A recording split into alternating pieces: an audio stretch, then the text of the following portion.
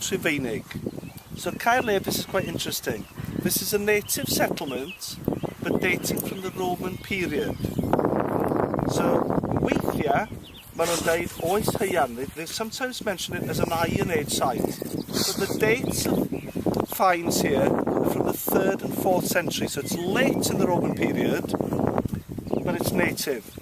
So what we have is a local chieftain or local farmer who's got wealth and who's got status. This is, if you like, a native version of a Roman villa, very loosely.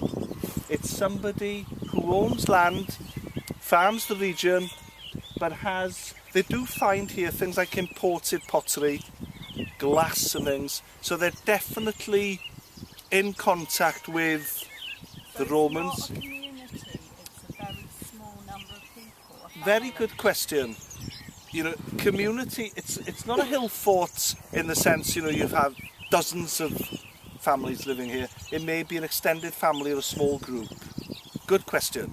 It looks like the best way of describing it is similar to the halls, you know, the plastai that we have now, plastai that you see around Anglesey. It's the wealthy landowner, maybe the extended family, rather than a village.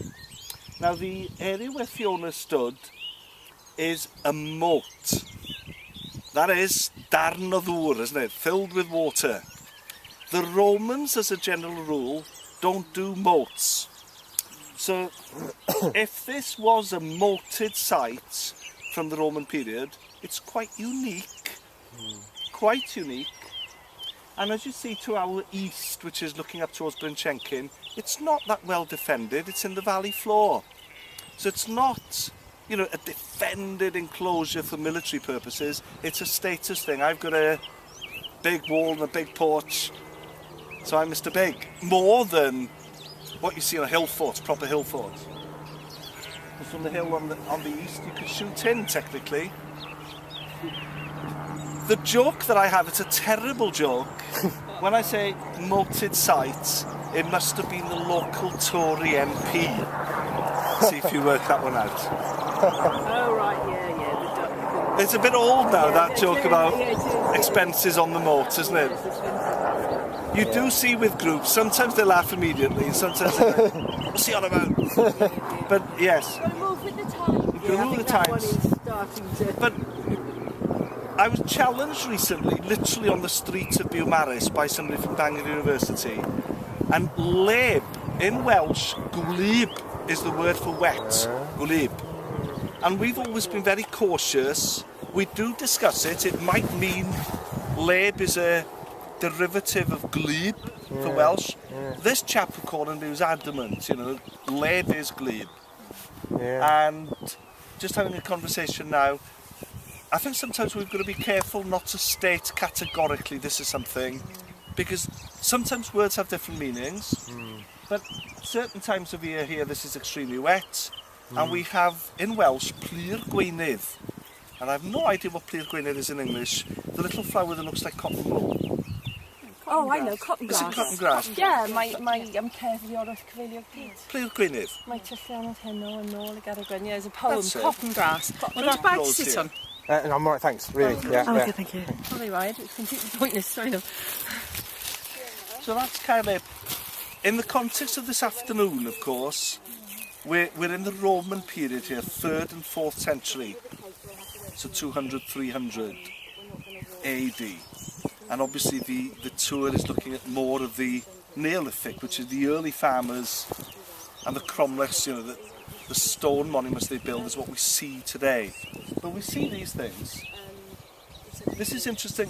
There's another site at Dinlligwy, near Mwyn, on the east coast of Anglesey, which is very similar to this, but it's built from limestone, which is the local rock. And there they've got 2 round huts and at least 7 rectangular buildings. I say it's similar because the pottery from 2 sites are almost identical. They're finding all this late Romano-British and Roman pottery. But this is obviously an earthen monument with probably a stone revetment or a stone wall on it. Moelfre, because of the limestone, it's pure stone. And you've got two slabs there, an inner wall and outer wall, and rubble core. But it dates from around the same time. And one of the things we said in Lligwy, they found pottery there that's been repaired, little rivets repairing pottery. And it's imported pottery, so they're trading with the Romans, but they're still, well, I mean, our grandparents used to do that, and they repair things. We don't. Gone. But, you know, our grandparents would do that, and it's really interesting to see these people. They've got enough status to get the imported wares in, but they're still, I was going to say trwsio, no, they still repair them. Trwsio is the Welsh word for repair. They still repair these things. So, you know, that they're not throwing things away, are they? Interesting. Interesting. So Caer Leb, so it might mean literally the wet, or the fort in the wet place, wetlands. It's not a name. It sounds like it's a person name, but it's not, is it? There's no name in Welsh anything Nah, like that, is there? I don't There's think... nothing Leb, Seb or anything. Well, yes, there's your question, is it? Could it be? Was there ever a lleb, for example? I don't know. But that's the right question, isn't it?